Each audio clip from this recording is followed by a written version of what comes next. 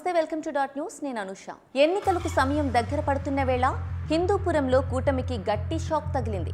BJP star campaigner Paripoornananda స్వామి తాజాగా తాను MLA బరిలో ఉన్నానంటూ కుండబద్దలు కొట్టారు.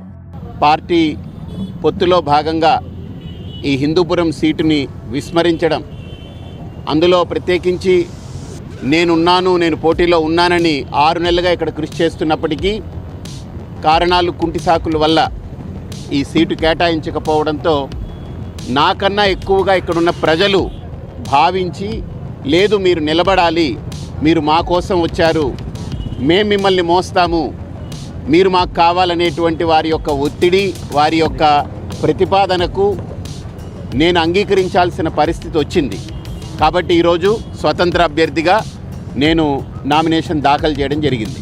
దీంతో పార్టీ కేడర్ ఒక్కసారిగా ఉలిక్కిపడింది. ఇప్పటికే కూటమి తరపున నామినేషన్ వేసిన బాలకృష్ణ పరిస్థితి ఏంటన్నది ఇప్పుడు $1 మిలియన్ ప్రశ్న. చూస్తుంటే కూటమికి హిందూపురంలో ఇంటి పోరు తప్పేలా లేదు. బీజేపీ తరపున తాజా ఎన్నికల్లో హిందూపురం పార్లమెంటు స్థానం నుంచి పరిపూర్ణానంద స్వామి పేరు గట్టిగా వినిపించింది.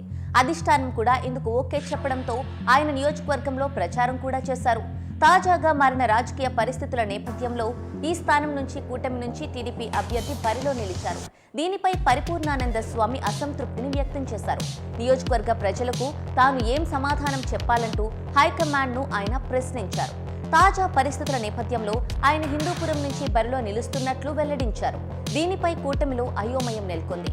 కూటమి నుంచి ఇప్పటికే హిందూపురంలో బాలకృష్ణ 3వ బరిలో నిలిచారు. ఇప్పుడు ఇదే ఆసక్తిగా మారింది. పరిపూర్ణానంద స్వామి బీజేపీ రెబల్గా పోటీ చేస్తారా, లేక పార్టీకి రాజీనామా చేస్తారా అన్నది తీవ్ర ఆసక్తిగా మారింది. మరోవైపు ఇప్పటికే ఇక్కడ ఎలాగైనా వైసీపీ జెండా పాతాలని దీపిక బలంగా ఉన్నారు. నియోజకవర్గంలో పర్యటిస్తూ అందరినీ కలుపుకొని వెళుతున్నారు.